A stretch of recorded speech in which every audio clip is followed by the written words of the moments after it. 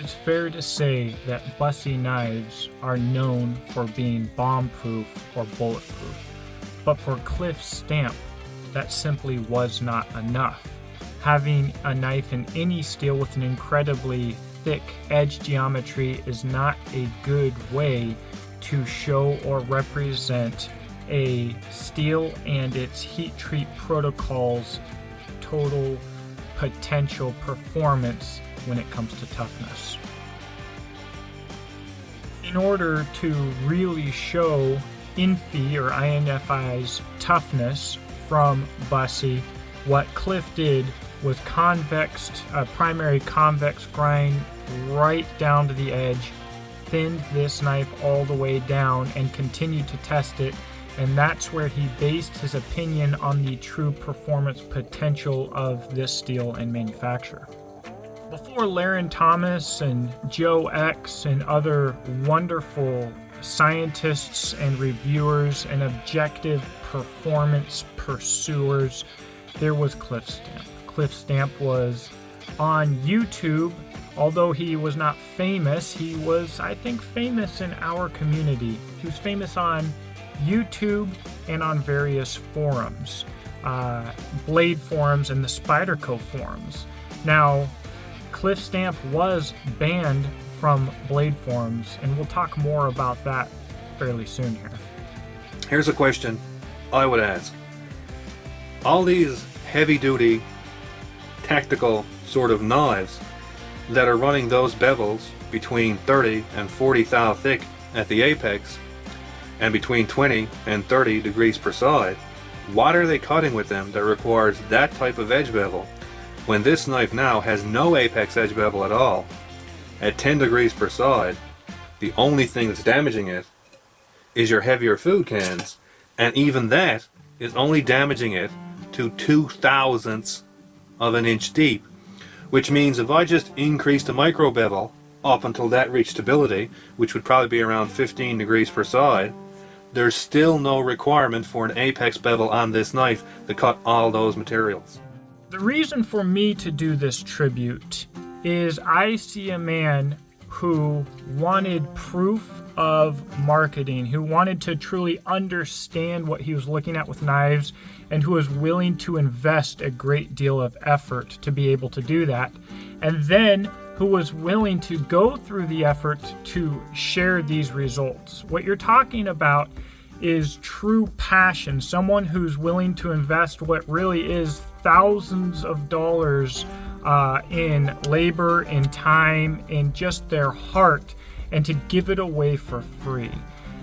The problem is when you have people whose idea on these topics is based solely on marketing, they are personally invested in this marketing. So if someone comes out and opposes what they believe to be true based on marketing, these people are going to become offended.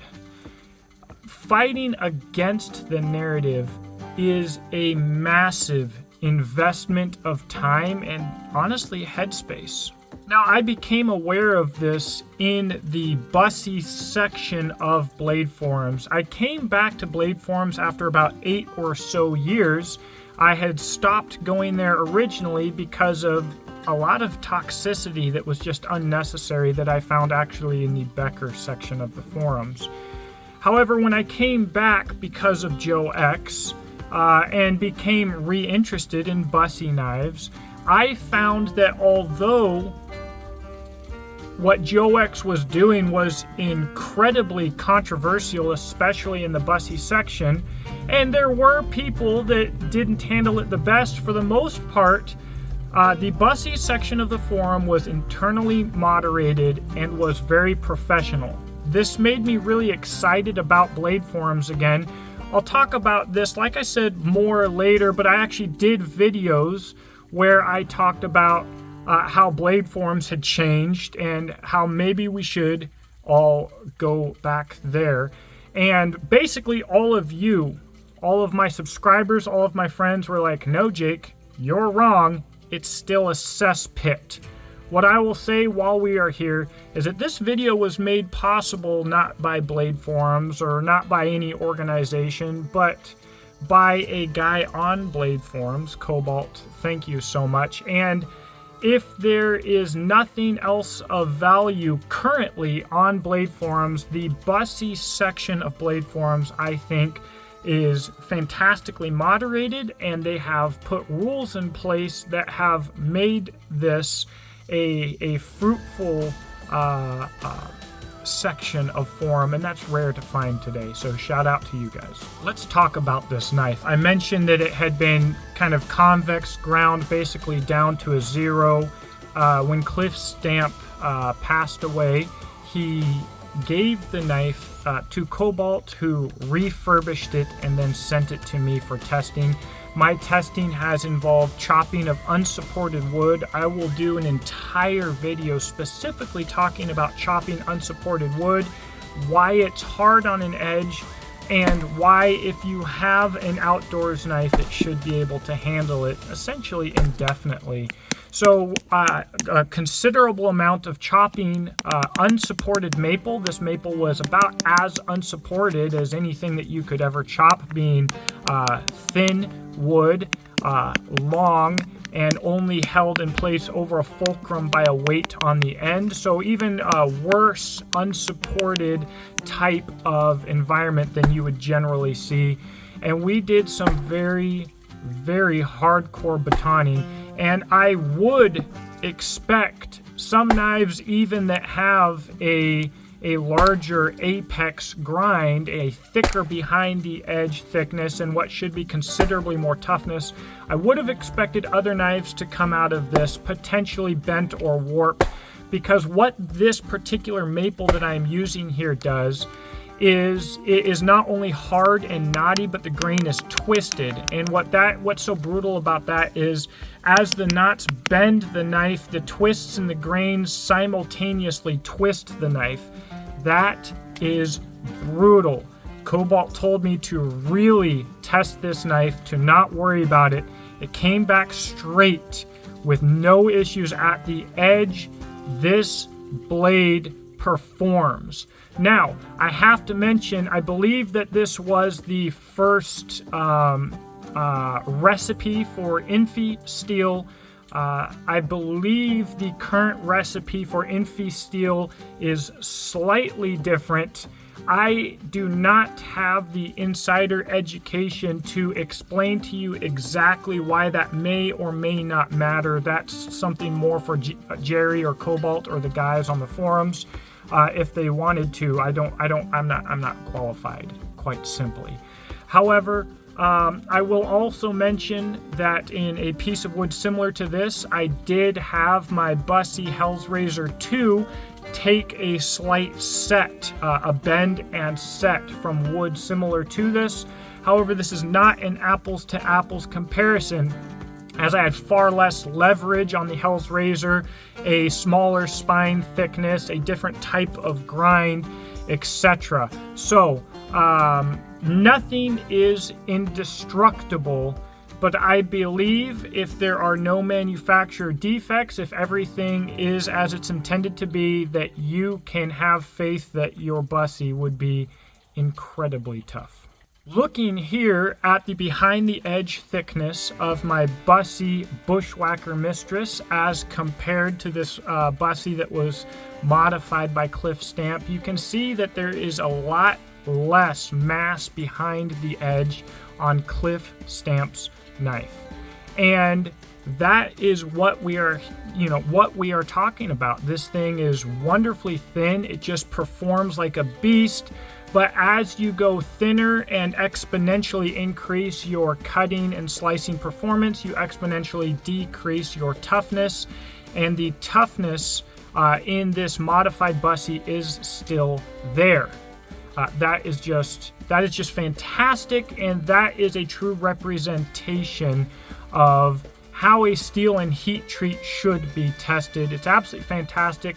I would love to bother Jerry about doing a special Cliff Stamp edition run of knives. I think that would be just cool as can be, ideally based on the dimensions of this particular knife. All right, so I said that we would get back to my Blade Forums story because I don't think we can talk about Cliff Stamp and myself without talking about Kevin Schlossbergler, or whatever his name is, and his Goonies at Blade Forums.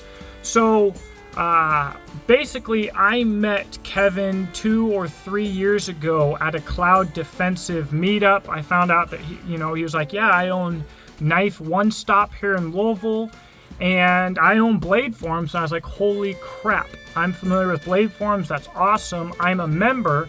And I had this idea where I thought Blade Forums could really take a step forward in our industry if they could moderate a little bit differently and do some things differently, maybe show up at Blade Show, because we are living in a time where here on YouTube, through the metaverse, etc., we are currently on social media platforms that are very unfriendly to us. We are discriminated against, and I thought that this was a huge business opportunity, a huge vacuum that Blade Forums could once again fill. Kevin was all about it. He was super excited about it. He gave me his number. We talked. I sent him an email. He was like, dude, let's absolutely do this. And one of the things that I had hoped to do is, to some degree, bring Blade Show and Blade Forums together. You see, Kevin cannot go to Blade Show for some really perverted, weird crap. He was banned from Blade Show. And I felt that when it comes to the industry, if Blade Forums was going to make a comeback, that Blade Show could be a part of that. Let's get a Blade Show booth a Blade Forums booth at Blade Show. Let's do this. And so he kept saying, hey, call me back. Like, hey, my grandma died. Hey, my wife's really sick. Hey, I'm walking the dog. And at first I was thinking, man, it really sounds like I'm talking to one of my privates in the military who's making stupid excuses, but this is a grown man. Surely that's not the case. It was the case. He was just stringing me along for some weirdo reason. But I found out very quickly in the survive area of the forum, someone was like, hey, we're talking crap about you on Blade Forums. You should come over so that we can laugh at you. I quickly found out that nothing has changed at Blade Forums. So what we have is we have Kevin, who owns it and who's making whatever couple of dollars he makes from Blade Forums, but more importantly, probably some pride connections there.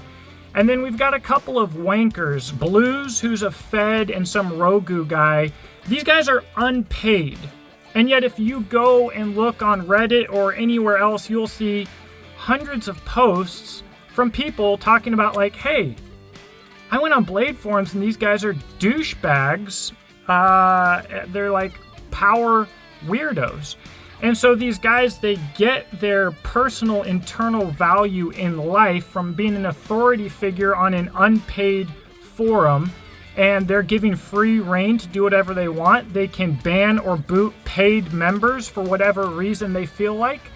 And so Busse is kind of shielded on Blade Forums from these absolute morons. But everywhere else really is not. So the value of Blade Forums, and the only thing that makes Schlossbergler a couple of bucks, is all of the good people like Cliff Stamp, who used to post on his forum, but now have either realized that it's a cesspit or have been banned by him and the retards and degenerates running his forum. All of this only makes me think of Cliff Stamp higher. He is taking his own time and money investments to find information and to share it for free, even if he knows people will hate it. And he doesn't just go after the people who are popular to go after. Watch this clip here. He's talking about something that other people, even if they agree with him, won't touch with a 10-foot pole because of the type of response that they'll get. This is a Chris Reeves Savenza. Again, this is around 7 years old. Like all Chris Reeves knives, it's put together at a very high level of precision.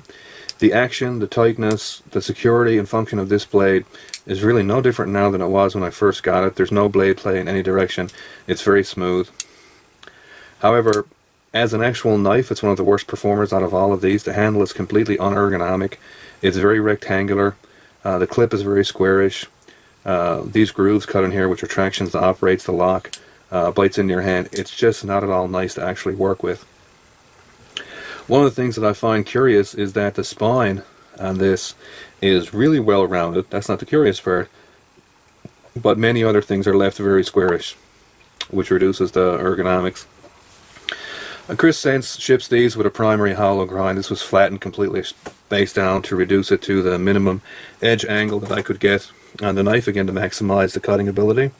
This had a 4.5 degree edge with, again, a 10 degree micro bevel.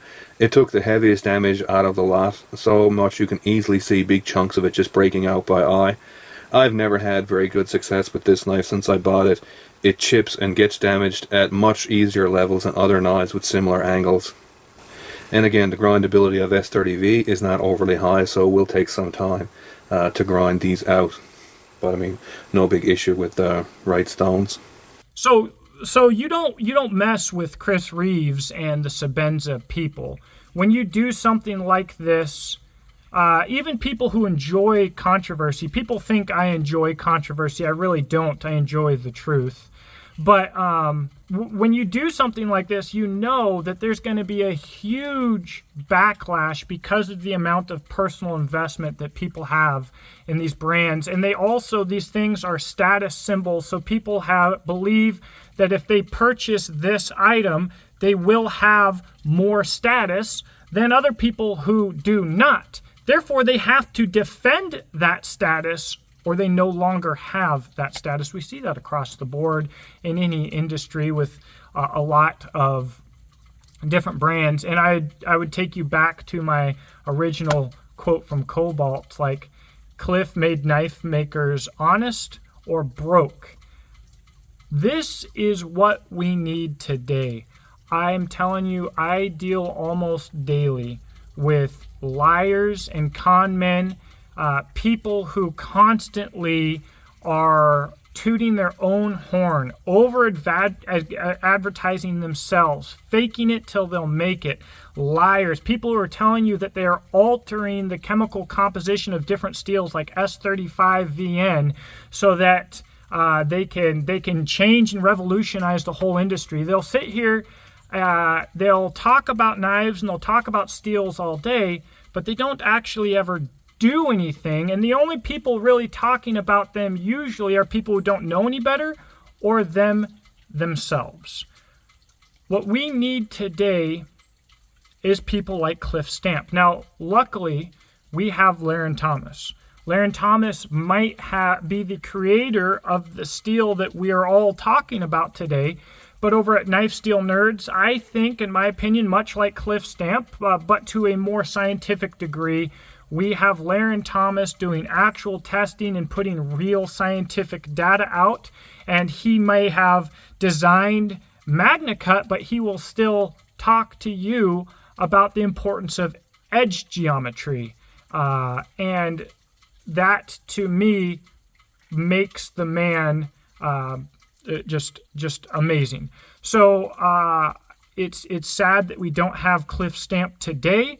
That's not to say that we don't have Cliff Stamps. We don't have people out there looking for objective data. On that topic, the first link that I'm going to put in the description box below is going to be a link to Laren Thomas's Patreon page. I would encourage everybody to go support this guy, even if it's the smallest amount of support per month, because I think he deserves it. By the way, unlike most of my videos, I do actually have a vague timeline to try and follow here, and it hasn't helped me completely stay away from the rambling, but it's helped some. I've got some notes, and this leather-bound book here was made by Michael Spaniers at Spirit of the Bear Design. I had him do it. When I want something really nice, I send the project to Michael. He's an absolute artist and a fantastic guy. as an outro, I want to give a thanks to the Busse community. Honestly, I once viewed Busse as overpriced and overhyped, and I see today more value in the brand and what they're doing than I used to. Part of that has been my furthered education. Part of that has been my struggle as an owner of a knife brand myself, and part of that has also been I have seen some prices come down in comparison when you take inflation into account, to a point where I think that we have a lot of potential value being offered over there. So the guys over at Busse, to Jerry Busse, to the gang there, I want to thank you, Cobalt specifically, for sending this out to me. That you're a scholar and a gentleman, and for having the patience to deal with me as I go through this.